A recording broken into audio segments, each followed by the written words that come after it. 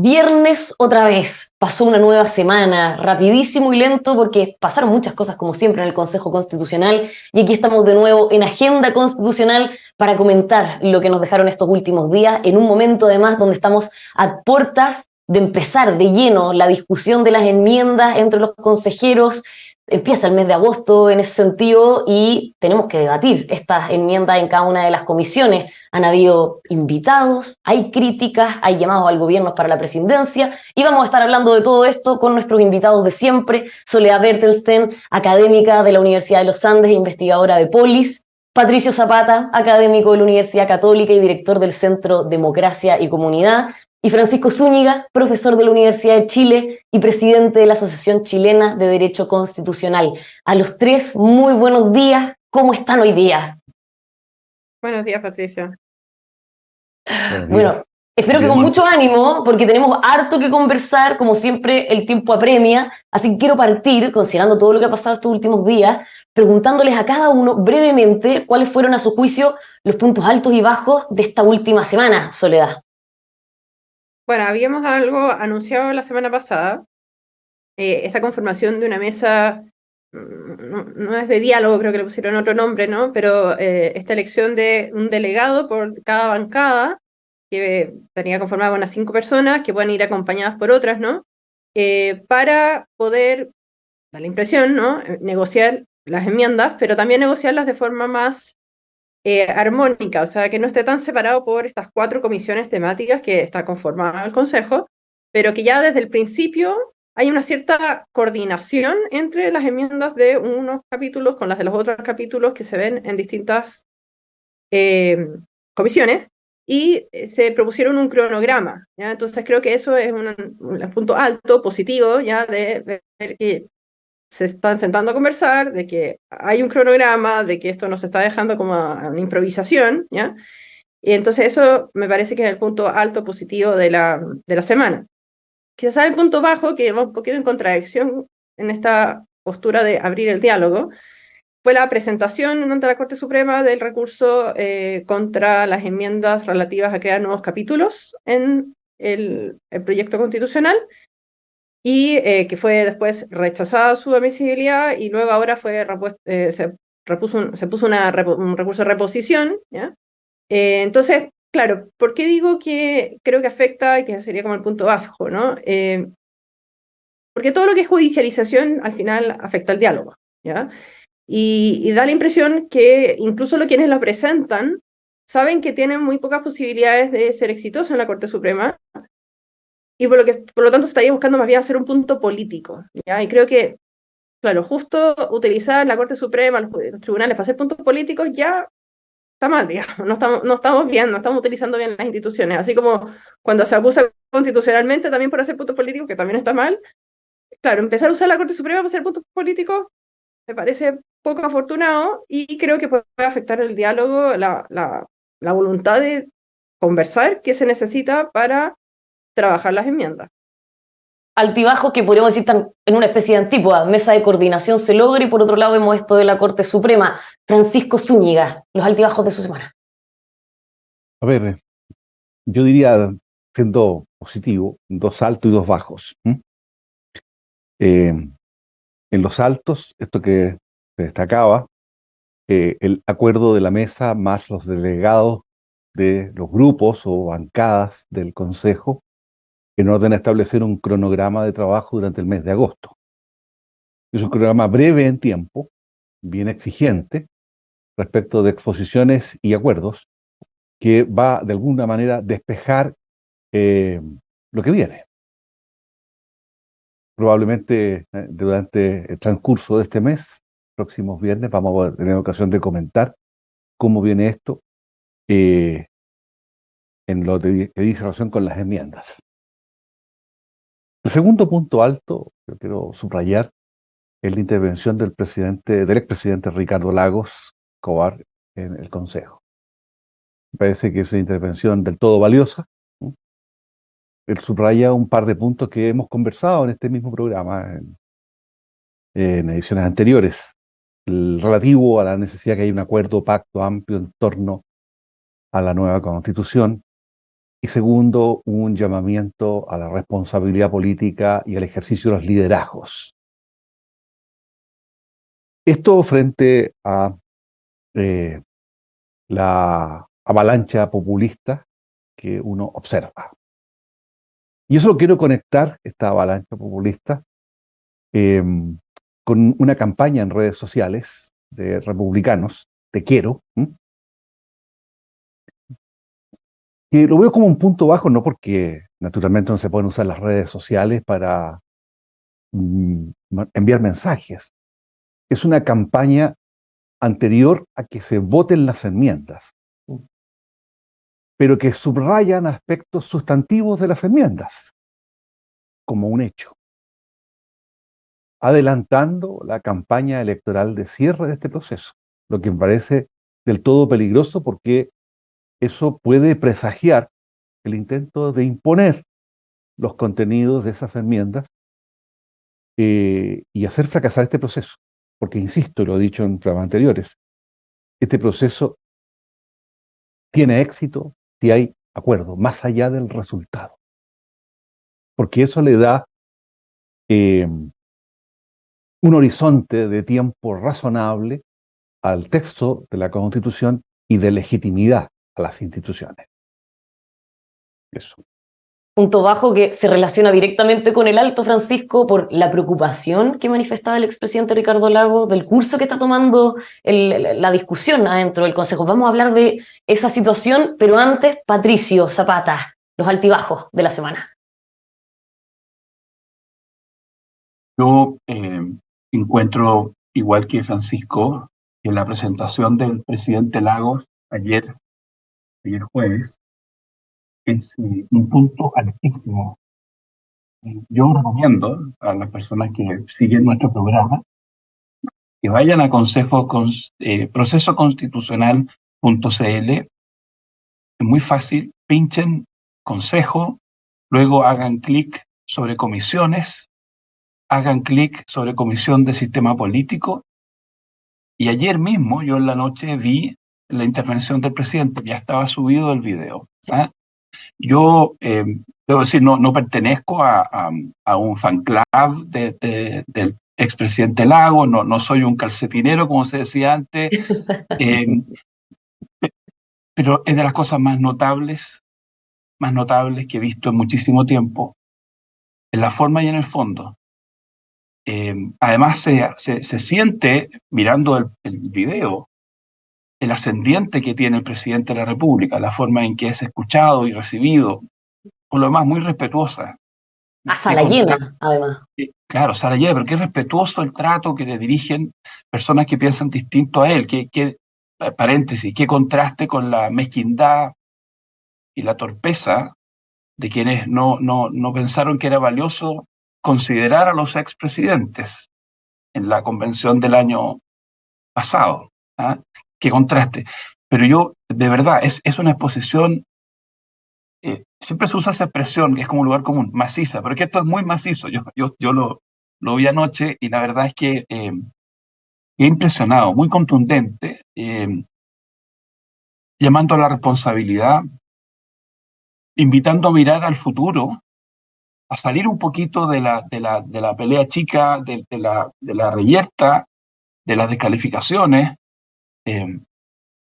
diciendo las cosas por su nombre, haciendo críticas muy fundadas a muchas de las indicaciones de los republicanos.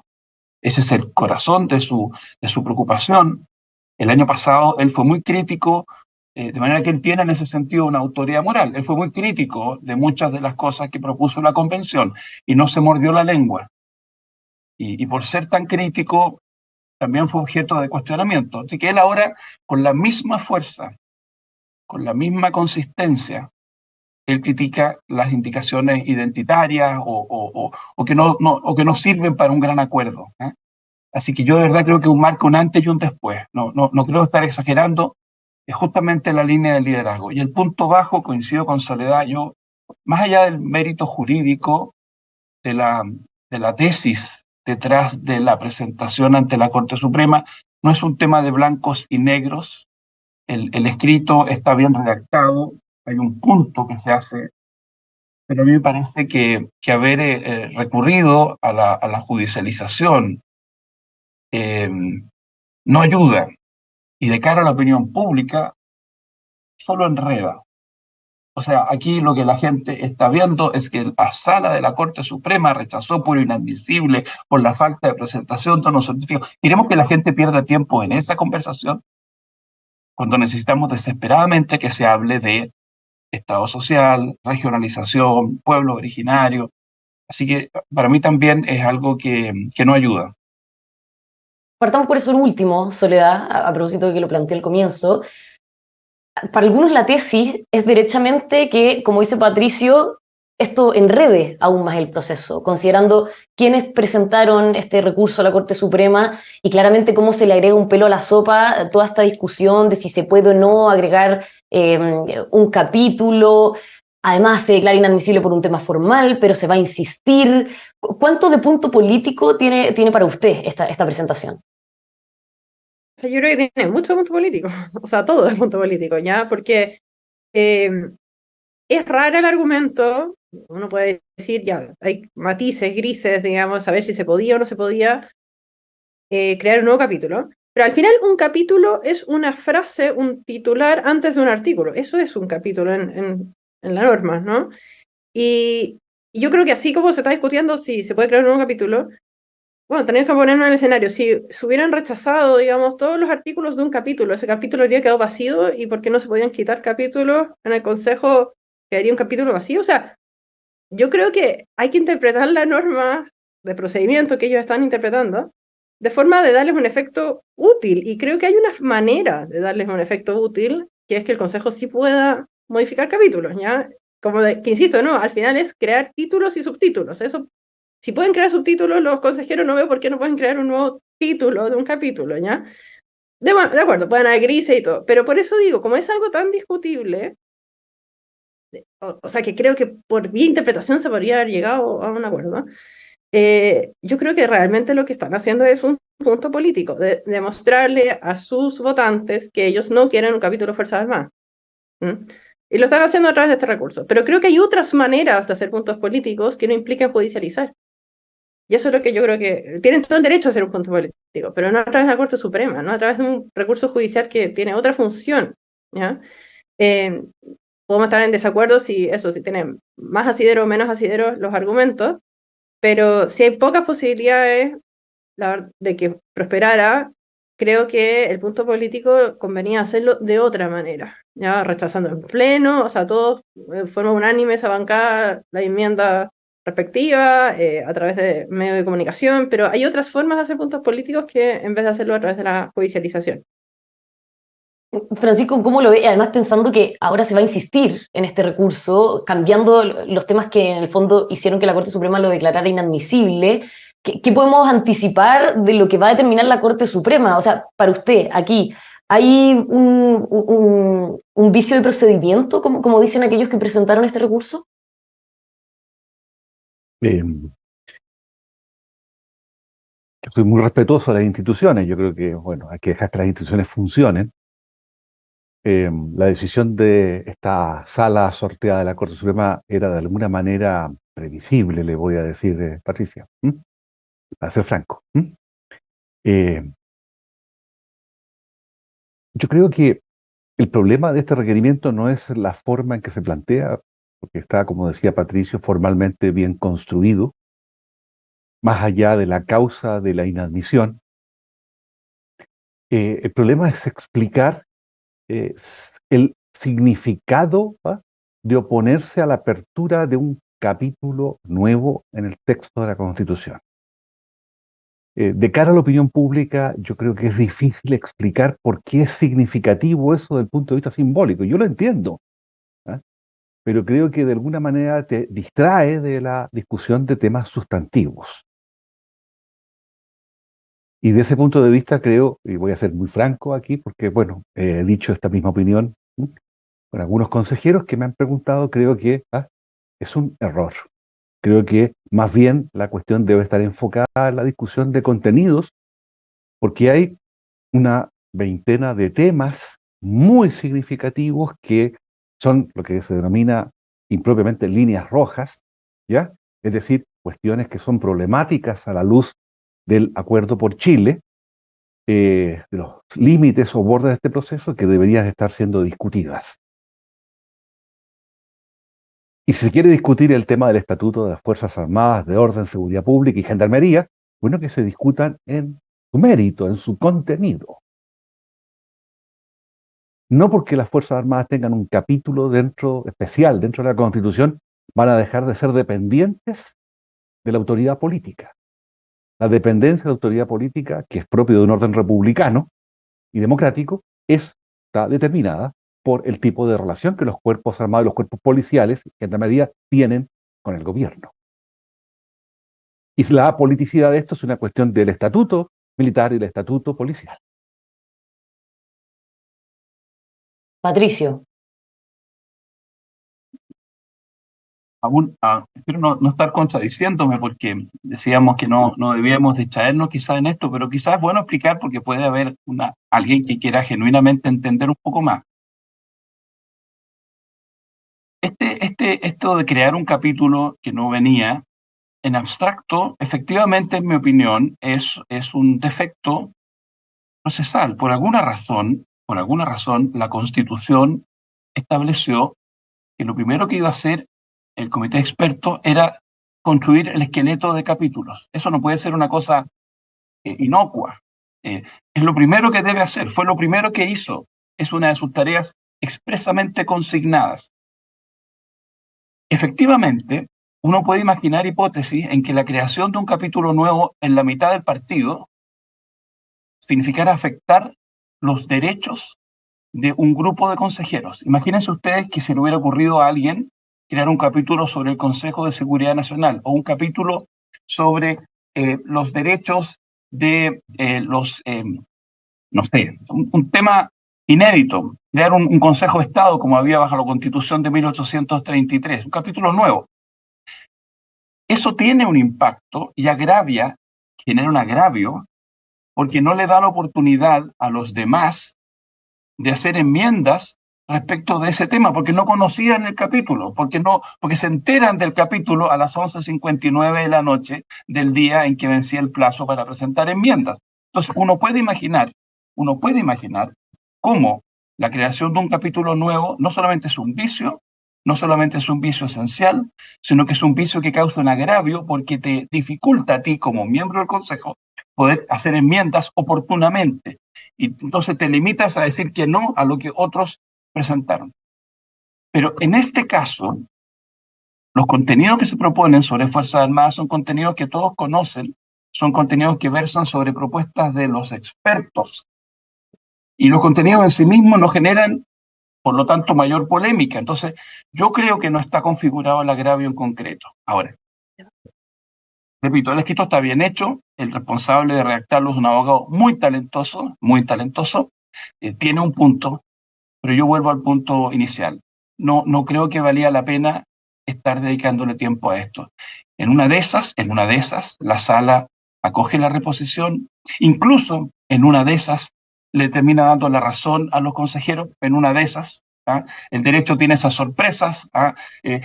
Uno nunca puede clavar la rueda de la fortuna en los tribunales. ¿Y qué se va a haber ganado? No suma. Una victoria pírrica. En el más puro ejemplo, una victoria pírrica.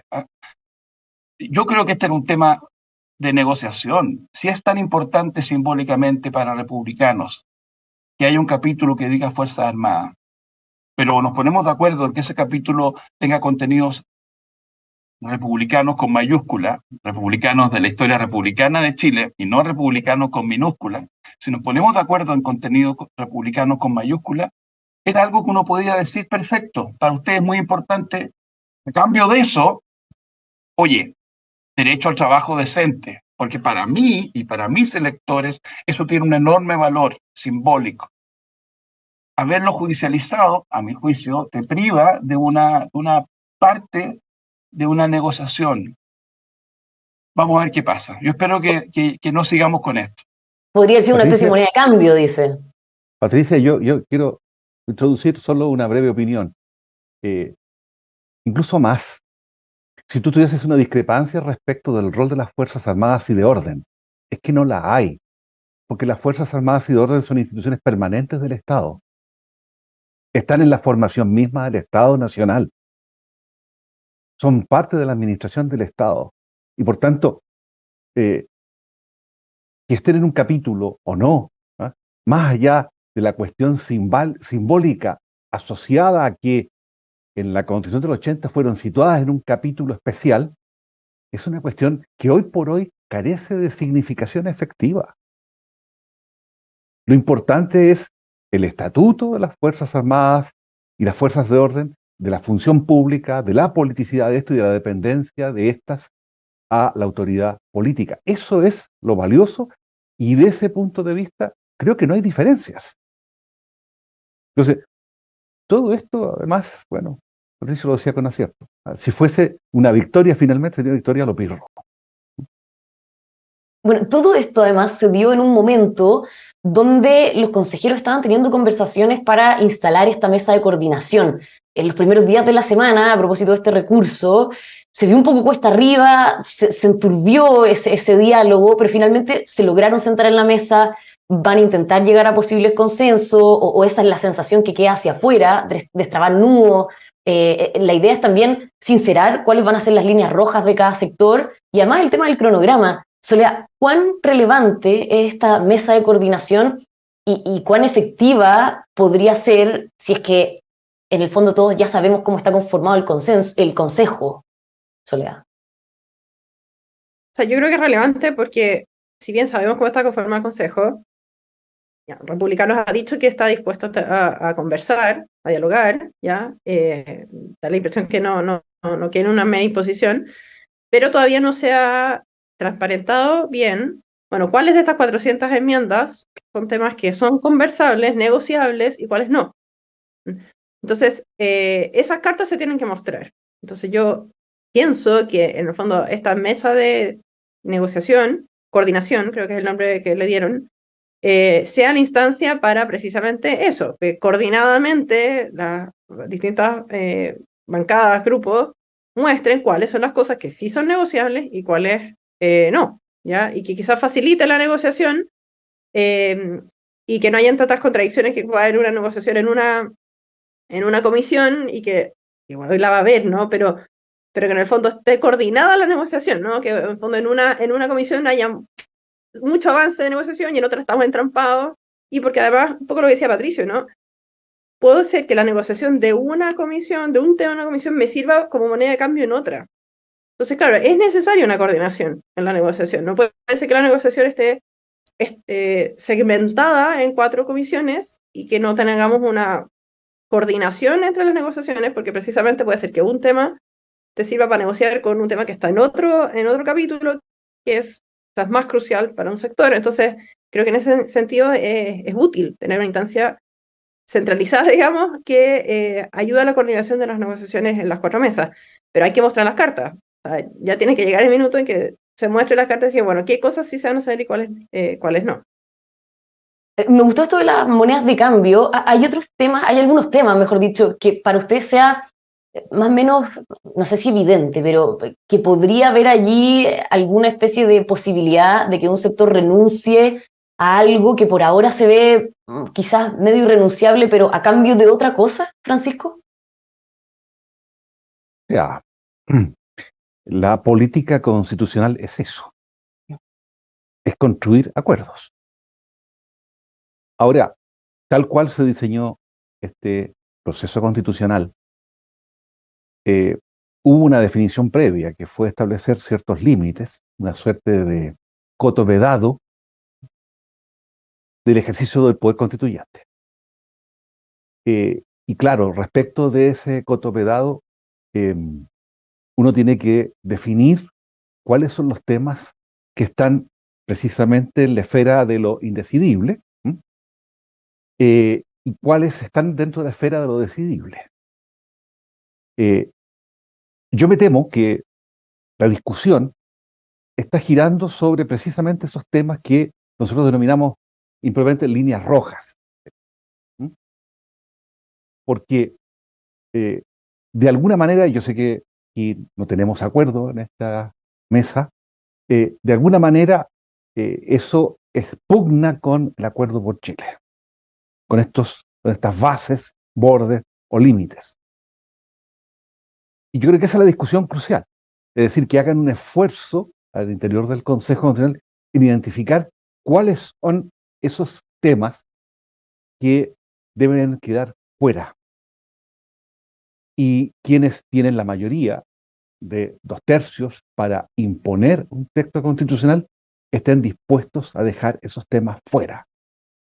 Es una cuestión bien difícil porque requiere de una comprensión de la tarea que se tiene sobre la Constitución, que supone una mirada de largo plazo, una mirada respecto de las reglas y la legitimidad de las reglas, lo decía el presidente Lagos en su intervención, más allá de lo puntual, de aquí a diciembre de este año. Yo espero que esa mirada de largo plazo, esa mirada responsable de futuro, esté presente en esta instancia de coordinación y esté presente en el Consejo Constitucional. Si no, este proceso habrá abortado prematuramente. Patricio, uno de los temas que no sé si podríamos tildar de moneda de cambio, porque no llegamos nunca a tener esa discusión sobre lo que voy a decir a continuación. El tema del derecho a la vida, lo que presentó Republicanos y que tiene que ver con eso, para muchos desde antes existía el peligro de que aquí se intentara derogar lo que tenemos en aborto actualmente en la legislación. Pero después de la presentación, después de las declaraciones, después también de la entrevista que le hicieron el fin de semana pasado el presidente republicano Arturo Esquella, queda claro por las intenciones que han mostrado, por las declaraciones que han dicho, que no van a intentar derogar esto en el Consejo, pero sí, decía él, cuando seamos mayoría en el Congreso, buscaremos derogar la ley de aborto en 3 causales. Entonces, ¿cómo queda el escenario? Porque por un lado, republicanos da la sensación de que no van a insistir en ese camino en este proceso, pero queda de todas formas la puerta abierta para después y las intenciones claras. ¿Podría haber sido una moneda de cambio? ¿Qué le parece además las declaraciones de Arturo Esquella? Bueno, yo las leo como tú lo sugieres, Patricia. Han sido leídas a veces esas declaraciones como que esto demostraría que los republicanos quieren zanjar este punto en la Constitución. A mí me parece que todo lo contrario. Lo que él está diciendo es, este es un tema que se va a discutir en el Parlamento. Y yo no le puedo pedir a un sector político que estuvo siempre en contra de esa ley que renuncie a promover un cambio legislativo. Las personas podrán decir que es un avance, un retroceso, que es bueno o malo, pero yo entiendo que no puede prohibírsele a un sector que promueva una solución penal distinta a este dramático asunto del aborto. ¿Ah? Ahora, yo escuchaba una entrevista o varias entrevistas. ¿Qué es lo complejo de las enmiendas que sí se presentaron en el Consejo? Que no se repone exactamente el texto que tenemos hoy día, que uno podría definir como un statu quo. El statu quo es la ley protege la vida del que está por nacer, que por lo demás viene a copiar lo que dice el Código Civil de Andrés Bello, escrito hace 170 años atrás. Ese statu quo permitió discutir ley de aborto. ¿Por qué? Porque no prejuzga si la protección de la ley es una protección penal, no prejuzga si es una protección igual o no a la protección de las personas en general. Y nos permite discutir. Y de hecho, yo tengo una opinión en esto distinta a bastantes amigos míos, con los cuales coincido en otros temas. Pero cuando tú cambias, la ley protege la vida que está por nacer, la ley protege la vida de la persona que está por nacer o del niño que está por nacer. Entonces es algo que responde a tu filosofía, responde a tu manera de ver las cosas. Efectivamente hay personas que pensamos que el que está por nacer es persona, pero tú estás alterando el statu quo. Y no puede entonces sorprenderte si al frente te dicen, oye, ¿por qué no dejamos las cosas como están? El agregar la vida de la persona que está por nacer o la vida del niño que está por nacer, que repito, es lo que mucha gente pensamos en este caso, es un cambio. no es inocente. En derecho constitucional una coma puede ser muy significativa. Entonces, yo creo que en esto hay que sacarnos las máscaras, porque me he escuchado decir, no, si estamos proponiendo exactamente lo mismo que hay ahora. No, no es exactamente lo mismo. Es un cambio. ¿Tienes derecho a proponerlo? Por supuesto que sí, pero tienes que saber cuáles son las consecuencias para tu interlocutor. Tu interlocutor se da cuenta, porque no es tonto, de que ese cambio tiene una consecuencia inmediata sobre los debates futuros. Entonces, yo creo que en este terreno tenemos un statu quo que no es bueno o completamente bueno para ninguna de las partes. El statu quo actual que dice la ley protege la vida del que está por nacer no satisface la aspiración de los que pensamos que el que está por nacer es persona. Tampoco satisface la aspiración de los que creen que la mujer, en ejercicio de su libertad reproductiva, debiera poder interrumpir el embarazo libremente, por lo menos dentro del primer trimestre. ¿Ya? Es una típica situación de transacción imperfecta, pero nos permitió y nos permite seguir discutiendo en el Parlamento el tema de la interrupción del embarazo, el tema del aborto. Así que, en este sentido, creo que sería bueno que se sincerara la conversación. No se reponen las cosas al estado en que están ahora, pero por otro lado, la señal que dio Arturo Esquella es, a mi juicio, es valiosa.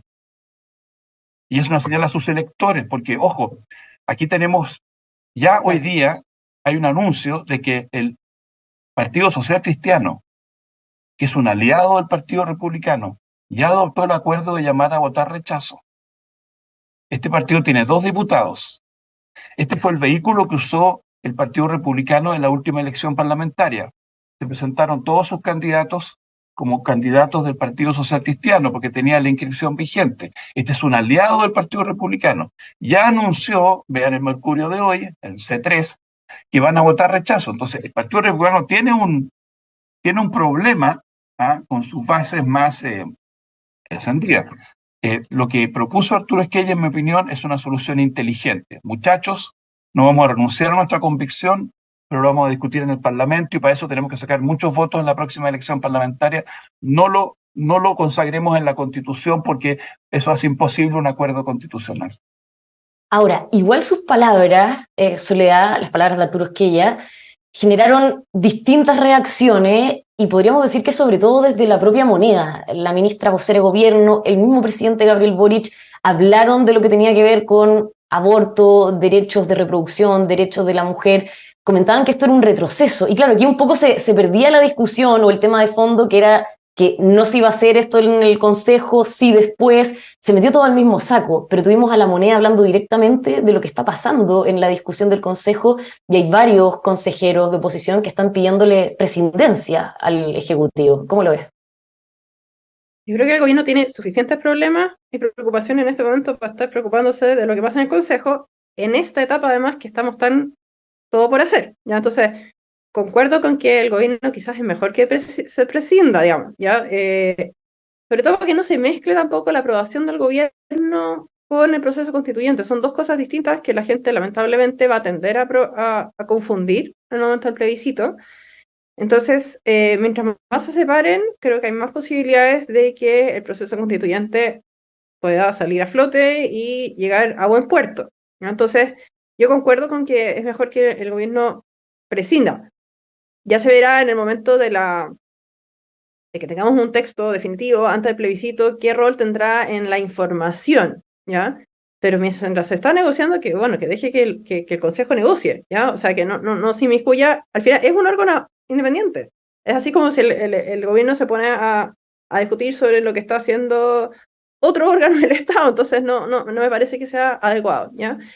Pero quería aprovechar la pregunta para mencionar un tema que quizás cuesta darlo a entender, ¿no?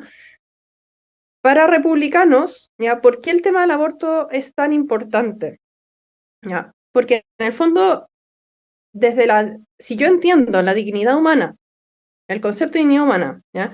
Como algo inherente a todo ser humano, independientemente de la edad, del desarrollo cognitivo, de las capacidades que tenga, quienes la entienden así sienten que un ser humano que, independientemente del nivel de desarrollo que tenga dentro de la madre, tiene que tener el mismo trato que otro, ¿ya?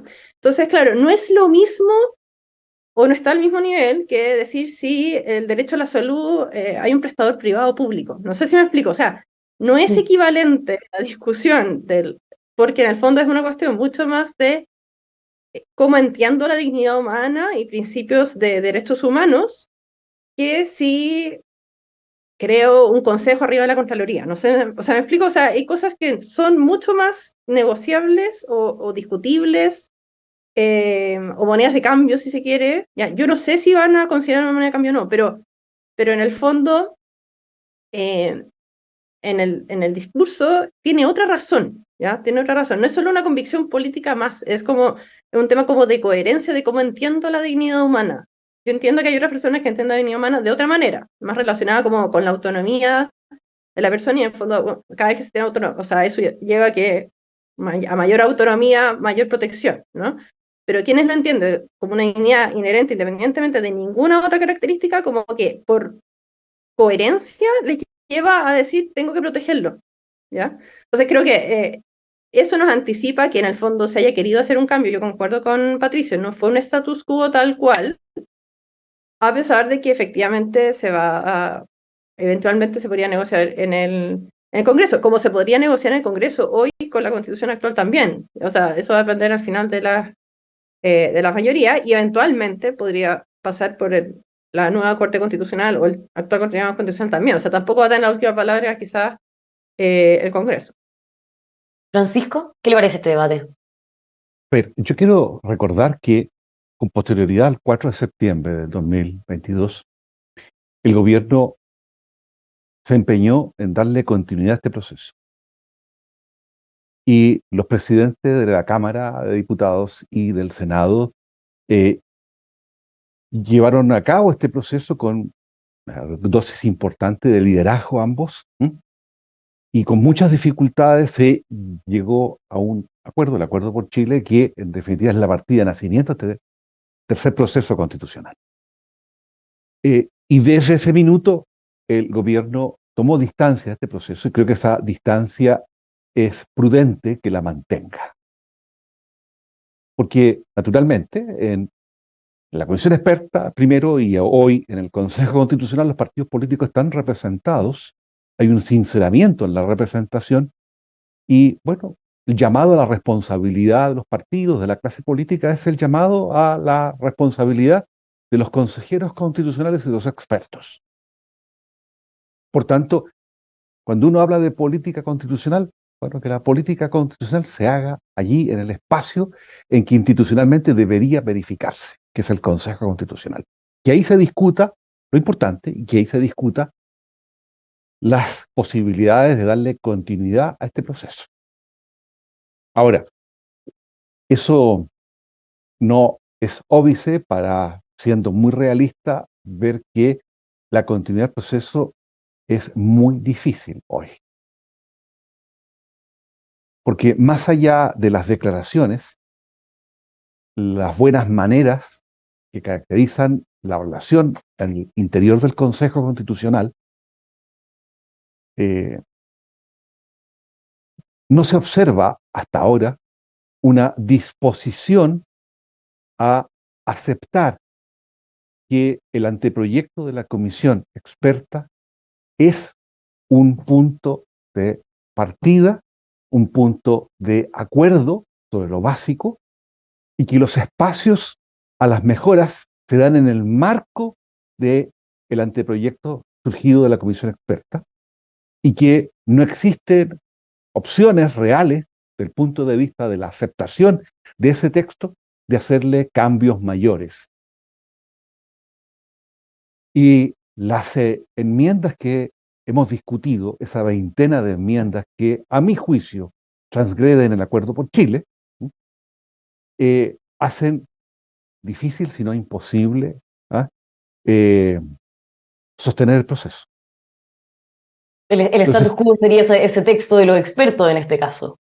Por supuesto, y lo destacaba precisamente el presidente Lago en su intervención ayer. Y otro, Y eso es realismo, porque lo otro, esto de jugar con el tejo pasado, término que hemos empleado anteriormente, pero que repite una afirmación hecha por un político de republicanos, es poco responsable.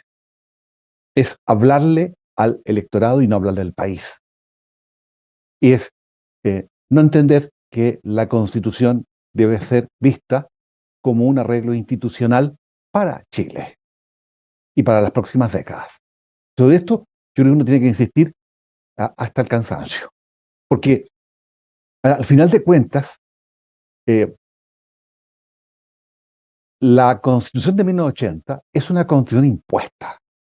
Y tú no puedes pretender en un proceso constitucional que le dé legitimidad a las instituciones, que esto acabe con una nueva constitución impuesta.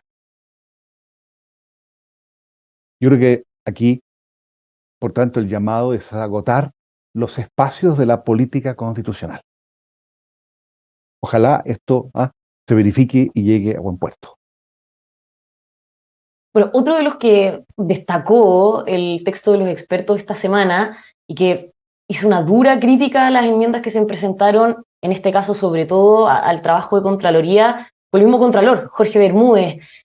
Muy duro, decía, me quedaría con el texto de la comisión experta, las enmiendas restringen el control administrativo, lo debilitan como pilar del Estado de Derecho, por tanto debilitan la democracia.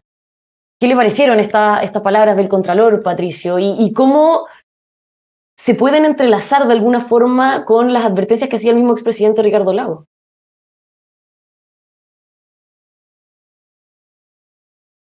A ver, yo creo que no está en cuestión la posición de que goza la Contraloría General de la República en nuestro sistema jurídico. Yo creo que no hay ninguna enmienda que comprometa su autonomía, pero efectivamente hay algunas enmiendas que podrían hacer más difícil el ejercicio de la fiscalización.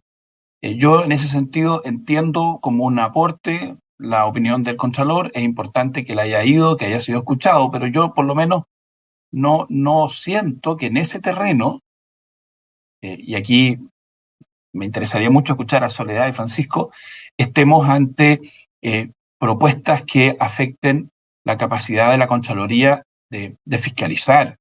No se cuestiona la inamovilidad del Contralor General de la República. La forma de designarlo sigue siendo una forma que a mí me da garantías. El alcance del control, cuáles son los actos que son objeto de control, los decretos, la toma de razón. No hay un achicamiento, no hay un angostamiento. Y por otra parte, hay cosas que se pueden mejorar. Aquí sí hay cosas que se pueden mejorar. Quienes tenemos oportunidad como abogados de trabajar en cuestiones de derechos del administrado, a veces sentimos que sería bueno que la Contraloría incorporara de mejor manera conceptos como transparencia, que fuera más claro cuáles son los momentos en que uno hace valer sus derechos, sus puntos de vista ante la Contraloría, que tiene un valioso, importante, enorme poder. Entonces, yo creo que no es algo criticable que uno quiera hacer ajustes. Así que yo por lo menos en este punto no es que esté en desacuerdo con el Contralor, pero yo nos situaría a sus observaciones en un plano parecido a las que, a mi juicio, hizo el presidente Lagos, que apuntó a cuestiones que hacen... Porque aquí yo no estoy tan seguro que las enmiendas del Partido Republicano, todas ellas, afecten el texto jurídico llamado Acuerdo por Chile. No estoy tan seguro. Pero sí creo que hacen imposible un acuerdo por Chile. O sea, jurídicamente podríamos discutir y llevarle el asunto a los árbitros del Comité Técnico de Admisibilidad y ver cómo nos va, si ganamos 7-5, 6-6 con voto dirimente de la presidenta, la profesora García Barcelato, pero eso es opinable. Lo que no es opinable es que si uno agarra esas enmiendas y las aprueba por los 2/3, no hay acuerdo por Chile, hay constitución de derecha. Soledad, ¿cómo vio las palabras del Contralor? me da... ¿Muy duras quizás? O sea, yo creo que lo que está preocupado, me imagino, es de este órgano colegiado que se pondría como arriba, el Contralor, ¿no? Y eso creo que tiene un punto, que siempre que uno pone un órgano colegiado hace que la cosa sea más ineficiente. La colegialidad tiene otros beneficios, ¿ya? Los acuerdos tomados en mayoría tienen otros beneficios, por eso tenemos tribunales superiores no unipersonales, etc. Pero si es por eficiencia, efectivamente la colegialidad nunca te da más eficiencia, te diluye el poder del Contralor, ¿ya? Y esto pasó, ¿no? Y también pasó en el Ministerio Público, que entiendo que el fiscal nacional también está preocupado de la creación de un consejo que no era el que él esperaba. Él quería un consejo, pero me da la impresión que no fue por el lado que él pensaba, ¿no? Entonces, claro, justamente en un momento que estamos muy preocupados de la eficiencia del control, parece ser que esa enmienda, entiendo que le cause problemas, incomodidad, ¿ya? Pero efectivamente no estoy muy segura, y concuerdo con Patricio, de que hayan muchas que realmente, no sé, le quiten poder a la Contraloría, ¿ya? Puede ser que ese diseño no sea el más adecuado, pero así como que impidan controlar, a mí al leer las enmiendas no me dio esa impresión. Sí me llama la atención la creación de este órgano nuevo, eso sí. Francisco. Coincido con Soledad, con Patricio, en el sentido que no creo que la discusión sobre un órgano colegiado al interior de la organización Contraloría General de la República sea un punto que genere discusión o sea un nudo problemático en un acuerdo. No creo que esté eso en el campo de las líneas rojas de que hablábamos. Tampoco lo está el que ministros de la Corte Suprema no puedan extender su función más allá de los 15 años de ejercicio. Son cuestiones que están dentro del diseño constitucional posible, que tienen que poner buen cuidado con también las visiones corporativas sobre estas cuestiones. O sea, las visiones de un Ministerio Público, de un Poder Judicial, de una Contraloría General de la República, en el Consejo Constitucional o en la Comisión Experta son visiones parciales. Al final de cuentas, el órgano que ejerce la potestad constituyente tiene que darle un calce, una armonía a esas visiones y encajarlas en un Estado de Derecho, un Estado social y democrático de derecho y en un orden republicano democrático. Y de ese punto de vista hay espacio para mejoras. Yo no creo que todas las enmiendas propuestas por republicanos Chile Vamos sean malas. O sea, sobre estos puntos, por ejemplo, se ha propuesto en las enmiendas un proceso de lo contencioso administrativo general. Bravo, es una estupenda idea. Se ha propuesto reforzar las normas sobre probidad, transparencia, defensa de los administrados frente a la administración. Bien, creo que están en línea con un mejor Estado de Derecho. Y por tanto, creo que el ejercicio metodológicamente que el Consejo debe hacer es identificar qué está situado en el campo de las líneas rojas y qué es, en definitiva, un espacio de mejora del anteproyecto de la Comisión Experta. Creo que una línea de trabajo de ese tipo podría arribar a buen puerto. Hay que ver cuánto de eso se va a lograr efectivamente con esta mesa de coordinación y también dentro de las mismas comisiones, ahora que ya es agosto y empezamos agosto, el mes donde tienen que discutir y votar estas enmiendas en cada una de las comisiones. Nosotros seguimos como siempre todas las semanas analizando, así que les agradezco un montón el haber estado otra vez con nosotros para hablar de todo lo que nos va dejando el Consejo. Tenemos que ver si pasamos a agosto entonces. Nos vemos la próxima semana. Muchas gracias a los tres. Chao, nos vemos. Chao, muchas gracias. Bueno, y además de despedirlos, les agradecemos a todos ustedes por acompañarnos y por supuesto los dejamos invitados a que sigan con nosotros informándose aquí en emol.com.